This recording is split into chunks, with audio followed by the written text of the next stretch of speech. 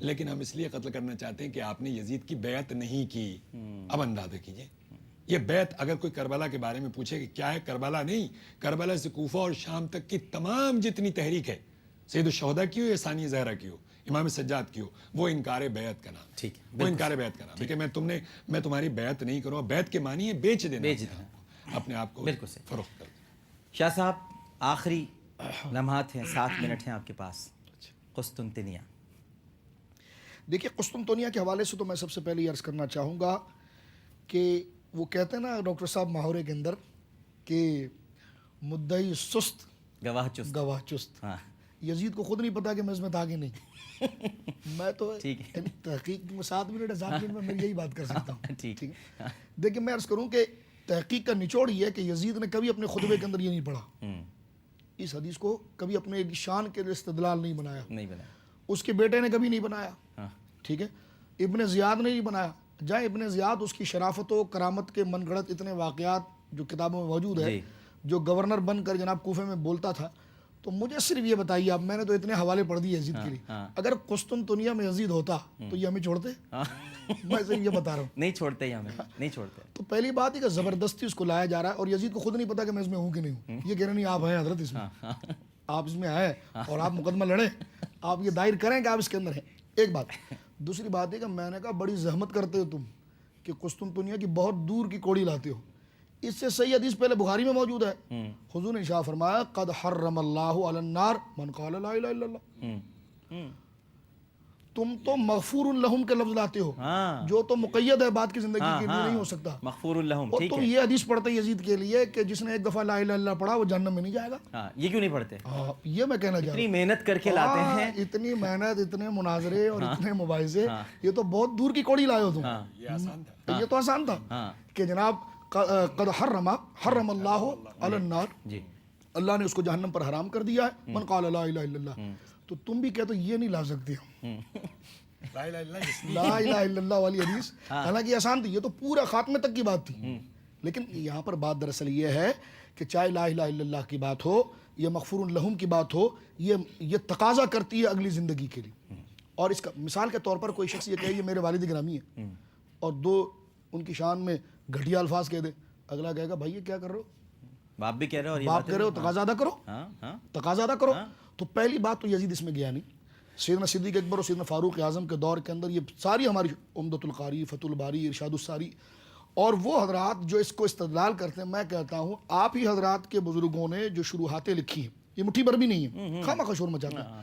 تو جو اجماع آپ جس کو معتبر محدث سمجھتے ہیں اور آپ جس کو معتبر امام کہتے ہیں، دوست کہوں کیا کہوں، میں تو یہ کہتا ہوں کہ تم وہ حدیث کو اس کی شرح میں دیکھ لو کہ وہ اس کا کیا معنی کرتا اور ہمیں بھی بتا دو کہ انہوں نے کیا معنی اس کا کیا ہے. تو لہٰذا اس روایت کے اندر یزید داخل نہیں ہے، نہ کسی نے لیا ہے، نہ یزید نے اس کو پسند کیا ہے. ایک بات. اور آخری بات میں یہاں سے اس حوالے سے یہ عرض کرنا چاہتا ہوں کہ حضرت امام حسین رضی اللہ تعالیٰ عنہ وارضاہ عنہ، آپ بھی ماشاءاللہ کئی کتابوں کے مصنف ہیں اور کتاب لکھنے کا طریقہ یہ ہوتا ہے کہ پہلے مقدمہ ہوتا ہے، پھر تفصیل ہوتی ہے، پھر خاتمہ ہوتا ہے. وہ مقدمہ جو ہوتا ہے وہ ہوتا تو چند لائنوں کا ہے لیکن وہ 1000 صفوں کا اجمال ہوتا ہے. ٹھیک ہے نا. اور پھر اس کا آپ اختتام کرتے ہیں. یہی بندے کی زندگی اور زیست میں ہوتا ہے. حسین کا مقدمہ زندگی رسول اللہ نے اپنے سینے پر بٹھا کر لکھ دیا، گردن پر سوار کرا کر لکھ دیا، نجبا رقیبوں میں بٹھا کر لکھ دیا، جنت کی بشارت دلوا کر دکھ لیا. میں آپ سے عرض کروں، حدیث میں آتا ہے کہ سرکار کے پاس جب دونوں آئے تو سرکار نے امام حسن کے دونوں ہاتھوں کو یوں پکڑا اور امام حسن کے دونوں ہاتھوں کو یوں پکڑا، ان سے کہا میرے پاؤں پہ چڑھو. وہ یہاں سے چڑھ گئے، ان سے کہا تم چڑھو، چڑھ گئے. فرما حزقو حزقو، اوپر چڑھو اوپر چڑھو. اب وہ اوپر چڑھتے چلے گئے. چشم تصور میں منظر دیکھیے، اللہ اکبر، اللہ کا حبیب جلوگر ہے، رب کریم کا نائب مطلقت جلوگر ہے، اس کائنات کا خلیفہ اول رب کریم کا جلوگر ہے. وہ بچے چڑھتے وہ اوپر آئے. حدیث کے الفاظ ہے یہاں تک کہ دونوں شہزادوں نے رسول اللہ کے سینے پر پاؤں رکھے. اللہ اکبر. اللہ. اور حضور نے ان کو قریب کیا اور فرمایا کھولو منہ کھولو. انہوں نے منہ کھولا، سرکار نے ان کی زبانوں پر بوسہ لیا. یہ مقدمہ زندگی حسن و حسین ہے، یہ مقدمہ زندگی حسن و حسین ہے. اب اگر آگے گڑبڑ ہو گئی تو مقدمہ غلط تھا اور مقدمہ غلط نہیں ہو سکتا. استغفر اللہ. جب مقدمہ درست ہے تو یہ اس کی تفصیل تھی, وما ينطق عن یہ اس کی تفصیل تھی. اور آپ کہیں گے جی خاتمہ کیا ہے؟ میں نے کہا خاتمہ وہ ہے کہ سر سے لے کر سینے تک حسن ہے, سر سے لے کر سینے تک حسن ہے, اور سینے سے لے کر پاؤں تک حسین ہے. تو سر استعارہ ہے فیصلے سے, سینہ استعارہ ہے حلم بردباری سے, واہ واہ. اور پاؤں استعارہ استقامت سے. اللہ اکبر. فیصلہ تو وہ کریں گے, حسین کا کام ہے جم جانا. سبحان اللہ. حسین جم گئے اور جم کر انہوں نے دکھایا, اور اپنے نانا کی اس مقدمے کی پوری لاج رکھی, اس لیے کہ آپ کی پوری زندگی کا مقدمہ رسول اللہ نے خود باندھا ہے. اس لیے حضرت شاہ عبدالعزیز محدث دہلوی رحمۃ اللہ نے یوم عاشور کے بارے میں لکھا, امام اہل سنت ہیں, سند حدیث میں ہم تمام کے استاذ ہیں. آپ فرماتے ہیں, کسی نے پوچھا حضرت صاحب صرف تقریر فرماتے ہیں یا کوئی محفل بھی کرتے ہیں؟ محفل بھی کرتے ہیں. فتاوی عزیزی اٹھا کر دیکھیں, ملفوظ نہیں پڑھ رہا, کوئی مناظرے کی کتاب نہیں پڑھ رہا, کسی کو جبر کرتے ہوئے زیر کرتے ہوئے بندہ نہ جانے کہاں کا چلا جاتا, مبالغہ غیر حق کرتا, یہ فتاوی ہے. میں حمایت کرتا ہوں. اور امام اہل سنت جو معتدل مزاج شخص ہے فتاوی کے اندر, فتاوی عزیز میں فرمایا ہاں ہاں فقیر کے گھر میں شہادت حسین کی محفل ہوتی ہے. اللہ اکبر. اللہ. فرمایا فقیر جیب خاص سے بالکل. چندہ نہیں کرتا, چندہ نہیں کرتا, چندہ کرنا بھی برکت کی بات ہے, سب کا حصہ آ جاتا ہے. فرمایا ان کے نام کا کھاتے ہیں, فرمایا جیب خاص سے نیاز بناتا ہے, اللہ اکبر. نیاز جب تک بنتی ہے ذکر حسین کرتا ہے, اللہ اکبر. اور جب خوش گلو ناتخواں آ جائے تو ان سے کہتا ہے سلام پڑھو حسین پر, کربلا والوں پر, اور فقیر خود شامل ہوتا ہے اور اس میں رقت پاتا ہے. یہ اہل سنت کا مذہب ہے, یہ اہل سنت مجماعت کا مذہب ہے. جزاک اللہ خیر. سبحان اللہ. ماشاء اللہ. اللہ اکبر. جزاک اللہ. آپ نے تو شاہ صاحب آنکھیں نم کر دی. کیا محبت کی باتیں ماشاء اللہ, اور کیا خوبصورت جملہ ہے.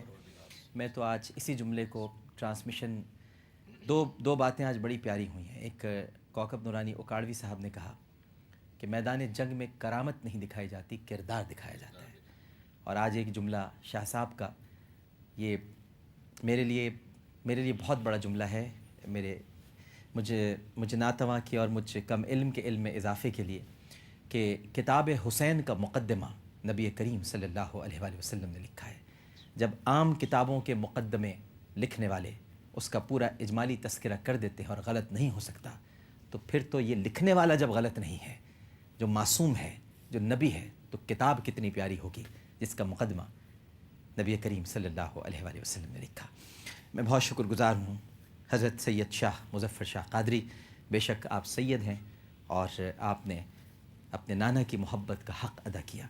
اور میں ایک دوسرے سید بھی جو یہاں پر موجود ہیں, ان کا بھی بہت شکر گزار ہوں, مولانا سید محمد علی زیدی الحسینی صاحب. آپ دونوں شخصیات ہمارے اس پروگرام میں تشریف لائیں. ناظرین کرام, اس کے ساتھ ہی ہم ایک چھوٹا سا وقفہ لیتے ہیں. وقفے کے فوراً بعد میں حاضر ہوں گا, اور ٹرانسمیشن کا وہ سیگمنٹ جس کو آپ سننے کے لیے بہت دیر سے منتظر ہیں, ایس ایم ایس بھی کر رہے ہیں کہ یزید کی موت کیسے ہوئی, یزید کیسے مرا. ایک چھوٹا سا وقفہ. السلام علیکم ورحمۃ اللہ. پیارے نبی کی پیاری نواسی, شام کو قیدی بن کے چلی ہے.